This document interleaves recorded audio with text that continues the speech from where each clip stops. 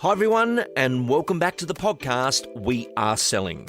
My name's Lee Woodward, the author of the Complete Salesperson course and the book Claiming Doors. Just recently, I recorded the Ultimate Real Estate Success Program with Matt Steinwede. The program featured the 10 key principles to real estate success. And this is such a great program for this time of year as you reflect, plan, and get ready for 2026 after your well-earned break. And the link for that one is in the show notes, the Ultimate Real Estate Success Program. And we're chatting about those moments of lead generation and building the foundations of your career. Please welcome Mr. Matt Steinwede. Thanks, Lee. Good to be back after all this time. What was important about doing this one today? Bit of reflection. I think we were talking before we come on about where the industry is at. And I quite often say that, because I think there's a lot of digital confusion out there. And I quite often say to people, if I didn't have social media, I would still beat you. A lot of young agents these days, they put a post up, pay $150 for a boost and think, oh, that's my prospecting done for today. I think there's a lot more to it. Social's like a digital Marlboro straw. You didn't get the opportunity to look at the house, see the skip bin. Yeah. Every street's got a street sergeant who tells you about everything going on. So this connection to the turf. I remember many years ago, you rang me and said, I just feel a little bit off track at the moment. I'm not doing this. I'm not doing that. Don't know what it is. And you'd stop doing the sign count where you used to drive around your turf, get to know your turf and feel what's going on in there. You can't do that digital. Can't. We still do it today. And, if Jordan misses a week or two, I can feel it. I can feel his connection because he does my area now. So I've done the same area my entire career. Jordan's just taking it over. I can tell when he's not doing something that needs to be done. The sign count is a classic one. So every Monday we go over our market share, what's coming up, what's not, how the area's feeling, what people have noticed. And I can tell when he hasn't done it. Your sign count this week? And he's like, nah, I didn't. He goes between getting on realestate.com and pulling up what's sold, which is not the right measure of market share, as opposed to going out with a spreadsheet and driving every street and ticking a box, what's still for sale, what's sold, and what did you notice? You can't sidestep what's going to build the connection in the future. And the only thing that's going to build the connection in the future is the one call, the one door knock, the one sign count. This is a listing game, this whole thing. And I saw one phone call is the deposit in the bank that I'm going to build the opportunity later to have a deeper relationship with the person. That's the way I saw it. Whereas a lot of people see the call today, especially younger agents. I don't mean to pick on younger agents. It's just that it's so quick these days on what they should and shouldn't be doing and where's the solution for this thing or where's the easier path for this thing. For a start, have a long-term view. You need to. Don't try and be a Lee Woodward, a John McGrath, a James Tostovan in 1 year. Like 10 years, 5 years, have that sort of view. What's required today is for you to go out and connect with somebody somehow. And that's a door knock. And people say to me, how did I door knock from the morning to the night? Well, I had nothing else to do for a start. So time or money. I had nothing else to do. I reckon I'm the king of asking people, have you had any thoughts of selling? The king of it. I'll ask anyone. I say, have you had any thoughts of selling? Because people say, what do I say to people?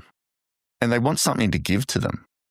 They must have to have this area report or something, or so they it doesn't feel weird. For me, I don't want them to say yes. I just want the relationship to start because we are farmers of relationships. We're not looking for a listing today.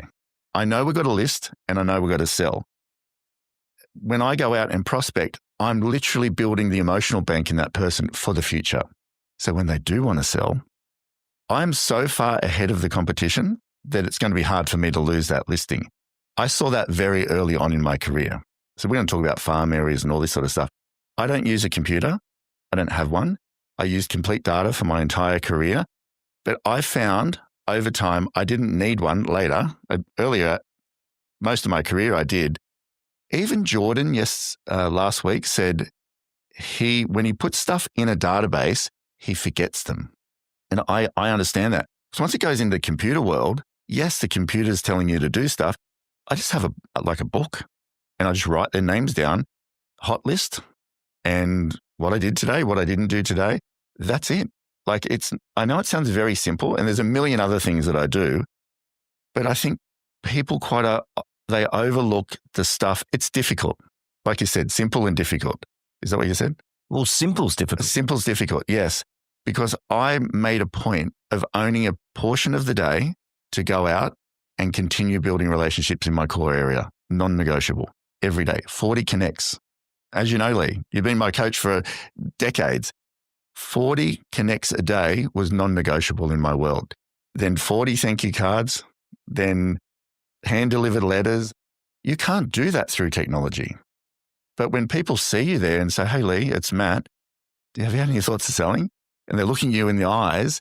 No, I haven't. Okay, no problem at all. And then the next day you come out and there's a handwritten card from me in the letterbox and I still write the same script 30 years later on the thank you cards. But all of these ideas, they're not from me necessarily. They're from you. They're from Bob Boland. They're from Bob Wolf. They're from Alan Dome. They're from the best of the best of the best people in the world. And mine says, thank you for taking the time to speak with me yesterday. Should you require any advice or help with your real estate needs in the future, be assured I'm always at your service. Matt, that's what it says. And it still do it today. Every day I had just one page sitting on my desk and it had 40 boxes. It had, did I? Yeah. And then it had a scoring set. And I used to text you as well for a portion of that. So I had an accountability partner. You were a part of it, Brent Courtney, and it was out of 8. So at the end of the day, I had 8 things I needed to achieve for me to get a 10 out of 10 day. And that's it. And it was like prospecting, eat clean, talk to the kids, 100% vendor contact. Remember you made that thing on the complete data with just the tick box and with my owners because I was managing. So you could gain visibility on who you spoke to, who you're not. But you're carrying 85 listings. Yeah, and I would hover between 70 and 110 listings at any one time. It was a lot to manage. And I'd get to the end of the day and I'd make sure I called them if I didn't have some sort of thing there. So you made a complete visibility chart. Every day I could just see who I hadn't missed. So I had this 8-point scoring system for myself. It was excellent. And I made myself accountable to somebody else. And I think people say, oh, how come you're so motivated like during your career? Well, for a start, I wanted to do well. Unless you have that daily accountability, you let yourself off. So about as you know, Lee, once I put my mind to something, it takes me a while, but I get there. A couple of years ago, I said to Jamie, I just feel my team should be operating at $1 million a month. I don't publicize it anywhere. It's just it's my own yardstick. That's actually 20 and 20. So this month, I think we'll sell 24, 25, and then we'll list about 21, 22. 20 and 20 is really my business plan. And for quite a while, we weren't hitting it with 15s, 14s, 12s and things. But there's something about just having that North Star where this is where I'm going. But then you got to put the steps together and stick to the steps. And I look back and I'm like, why aren't we hitting 20 all the time? We do it sometimes. And you can pretty much go area market share, prospecting here, this. I said to guys, it's going to take 2 years. But we're going to operate $1 million a month. And I said to Jamie, I'm going to do that. That's the next thing. I've always had like the next, where am I going? And I like to hover there. I don't need to keep going, like just operate.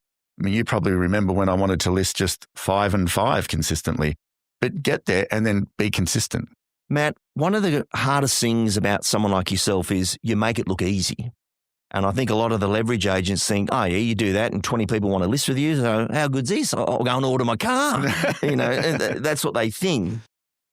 Becoming successful can actually also be boring because you've got to do the stuff that no one's interested in and do it every day, even the days you don't want to do it. And that resilience is important. What's your thoughts?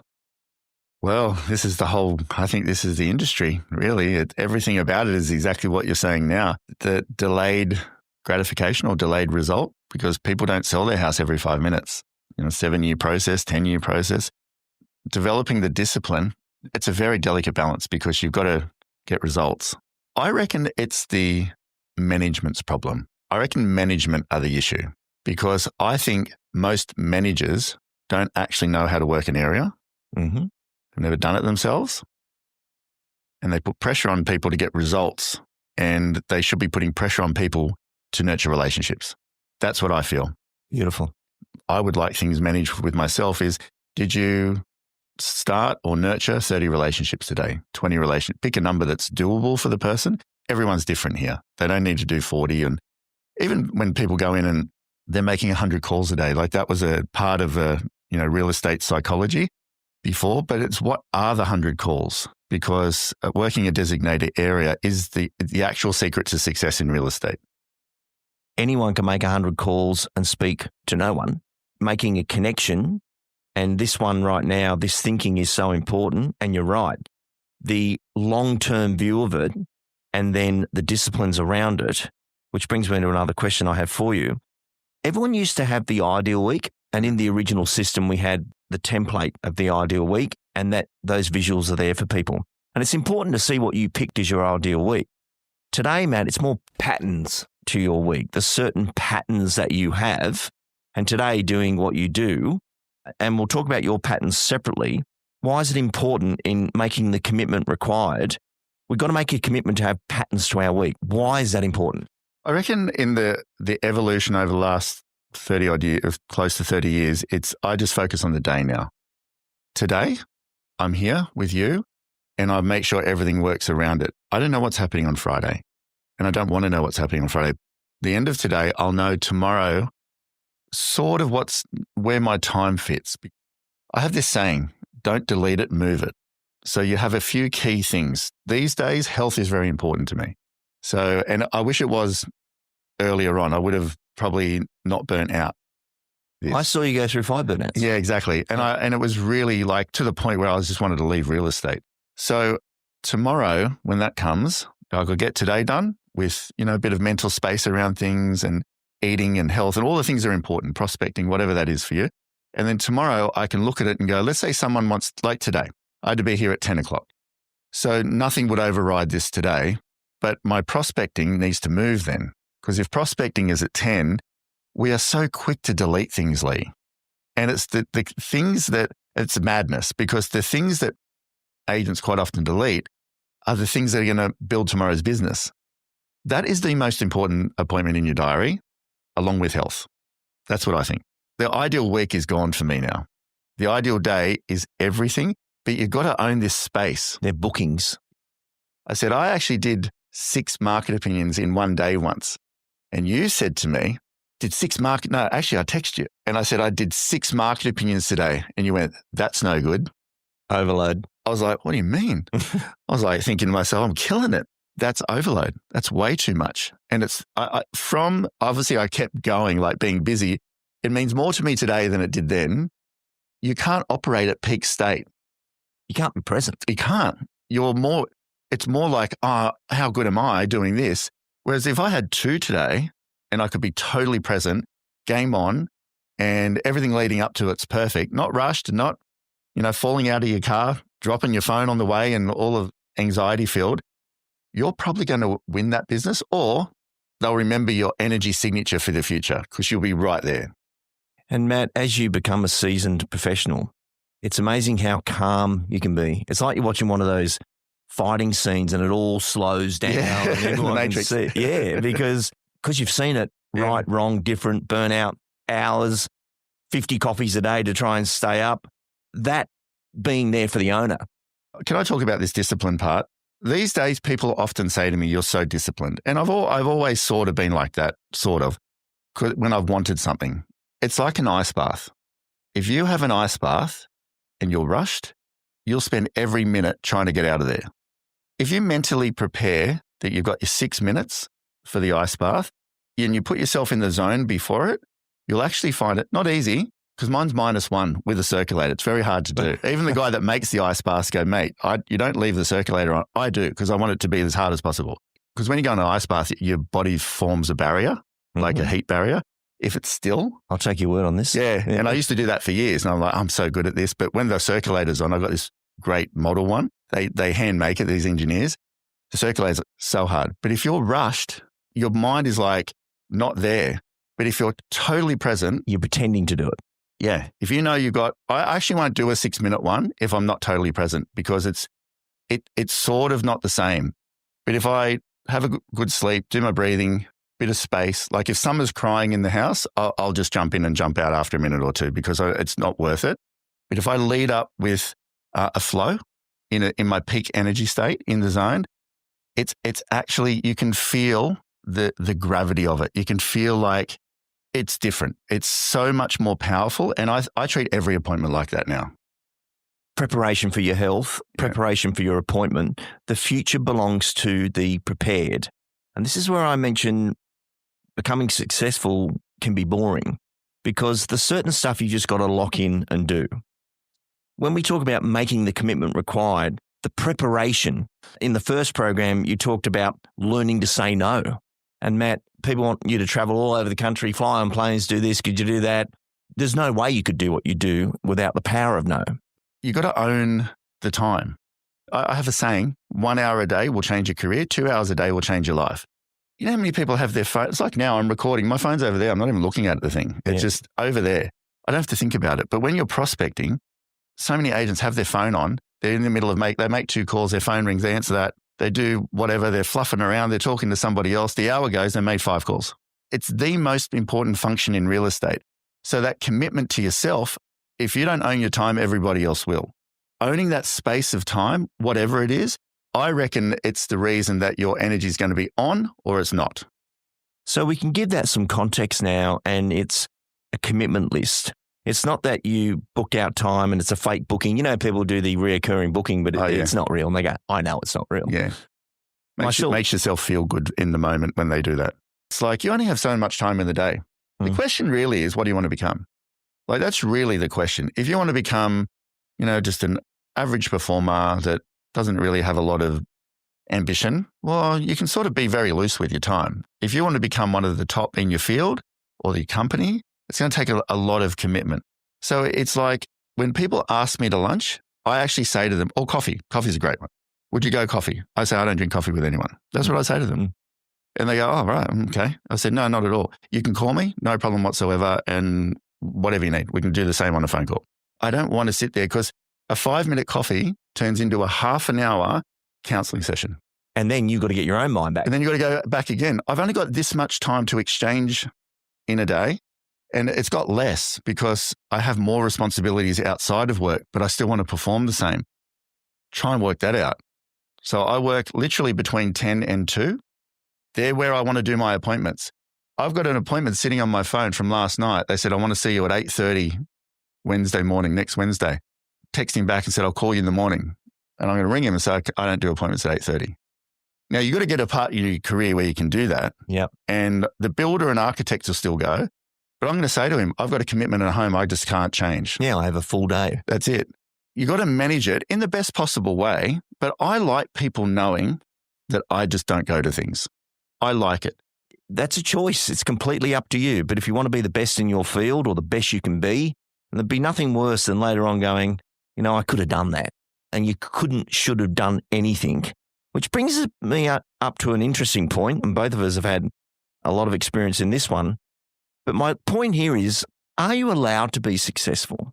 Having the right partnership in real estate and life actually does determine how that works. And Matt, there's no coincidence. My second marriage is to an events manager. Yeah. None at all. Because being able to travel the world doing what I do, being available to do that is important. I have no restrictions to the work I do, which is really tough on Rob, but not. And in that second marriage, you know what you're getting in for, but this is what I want to do. And I think that's not discussed or understood, that if you're going to do this, you've got to be able to do it unrestricted. Yeah. Oh, where do I start on this one? So I've got 3 layers to this. I've got Jamie and I have been business partners for almost 30 years. Unbelievable. Almost 30 years. People are often... And you still speak 3 times a day? All the time. We speak all the time. Yeah, I think even at ARIC, he didn't go. And I said to him before, you should come up. And he's like, oh, no, I've got a few things to do. But he's texting me up there, how is it? Who's speaking? Whatever. Like, very engaged where, we've had we've never had any problems, but you have like times where one's pumping, the other one's, having a few life challenges, and you're helping each other through. So that's one side of it. And I reckon that has been one of the most important factors of my success. I really do. It allowed me to focus on sales and not own a business. Although I'm a co-owner, people just think I work there. Like I have nothing to do with running the business. But that was such a successful moment for you two. And just for the historical moments here, this happened because there was only 2 phone lines. Yes. Reception was on one and you hogged the other. So Jamie wasn't allowed to make any calls. So he thought, I might have to run the business then. Yeah. The fact front end, back end happened. Yeah. And I think a lot of people are trying to be both, and we see it all the time. You're one or the other. You have no restrictions. No. This real estate's a funny thing because people do well and they go and open an office. And people have said to me for years, why are you not Matt Steinwade real estate? Because it's not my skill. Like running a business is not my skill. Selling houses is painful. 2 different things. Jamie is probably one of the greatest business owners I've ever seen. And I'm not just saying it because I want to be nice. He got good at it. So good. He grew. He's doing what we're doing now, but in business. Yeah. The commitment required. Yeah, we're just opening, I think, our 12th office now. I don't know the number, but he does that whole part of the business and I do this. And you don't need to go and open an office. You need to be a part of a great one. And that's how I see myself.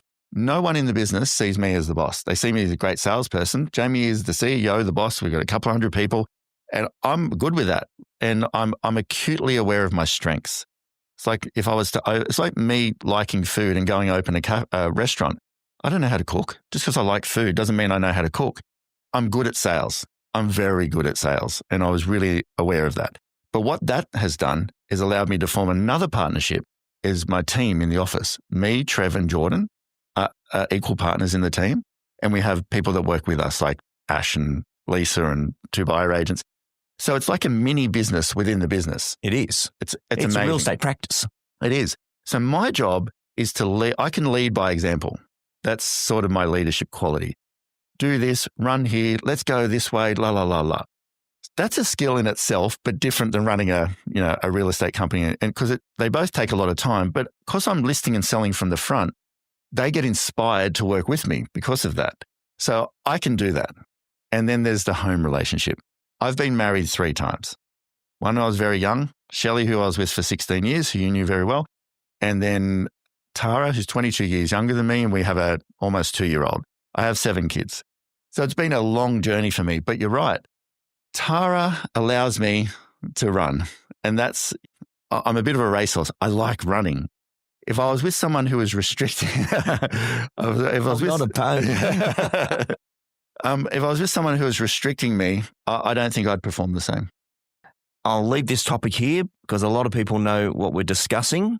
But when you look at these incredible things that people can achieve or want to achieve, that's got to be right. Again, it's a front end and back end thing of business and life is, okay, I'm going to go out front and do this. Yeah. At home, we're going to do that. But it is front end, back end. And I think whatever relationship you're in, whether it's a business partnership, that's why a lot of business partnerships fail. And that's why a lot of people ask me, how do you 2 stay together so long? We empower each other. Same as with me, Trev and Jordan, we empower each other. Like we literally, I'm not micromanaging nothing. People have the ability to make decisions. Personal relationship, got to empower each other. I believe you've done so well over this one principle. We are in sales and service. A lot of people just want this very quick sale. That long-term servicing your area, servicing the purchasing community. I think the service side of it is humility. Being really humble. Like I do well, but I don't wear anything flashy. I don't try and separate myself from people, like as in brands and watches and things like this. I understand people do out there. Even the car that I drive, it's like 10 years old. But I find you got to be relatable, I think, because approachable, because especially in real estate, people just don't like you already. So I don't want to make the job harder. Good start. Yeah, I don't I'll make the job harder. And also when I've been in a house with women, I used to wear a tie and a jacket a long time ago. Yeah. But I found it was too there was this weirdness whereas now 20 years I've worn a tie, roll my sleeves up. Yeah.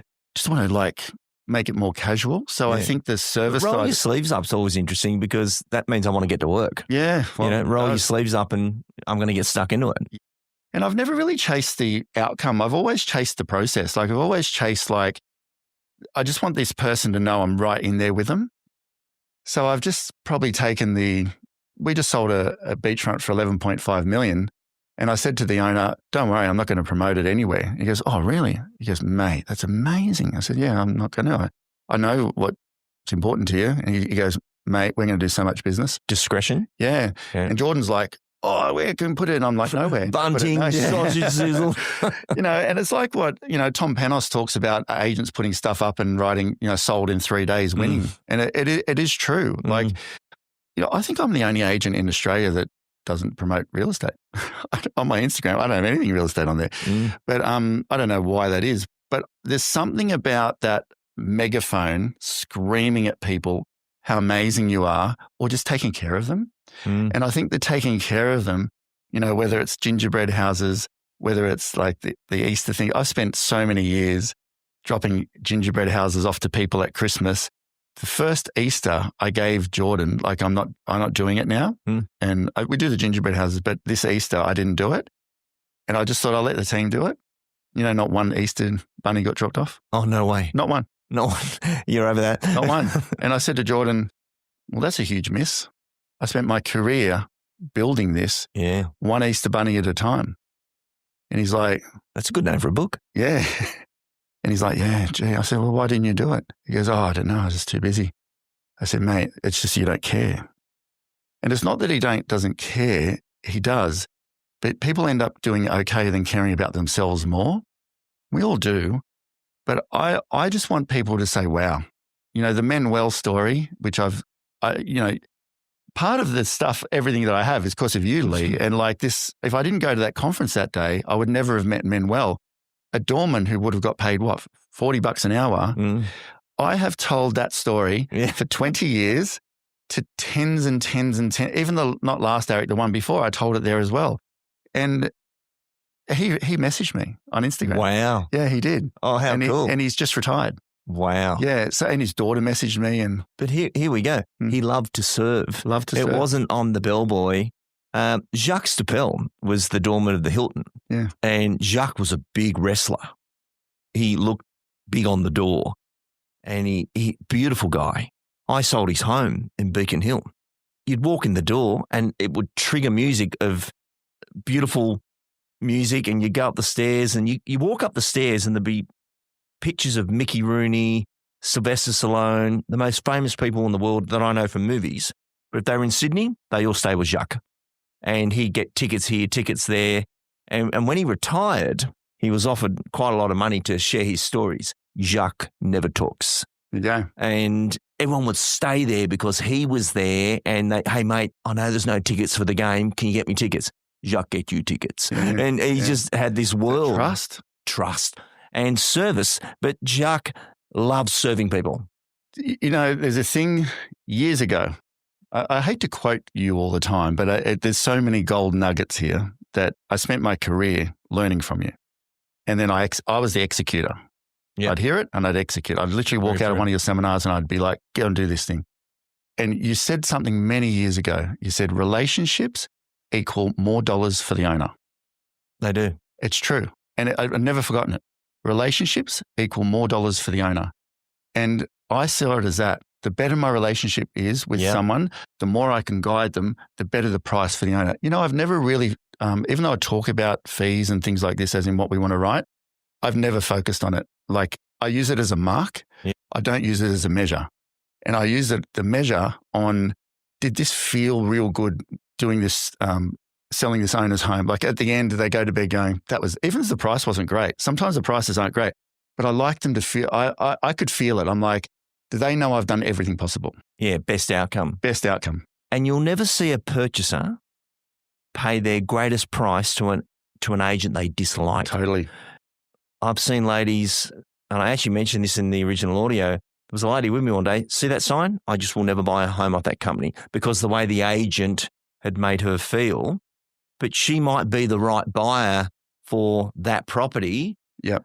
But it's been completely ruined. And there's probably some of along the way where it's happened to me, but I could probably, it kills me inside. Once I sold this great property in Wamberal, amazing. house in Clairvaux Road, and I was just shy of the reserve.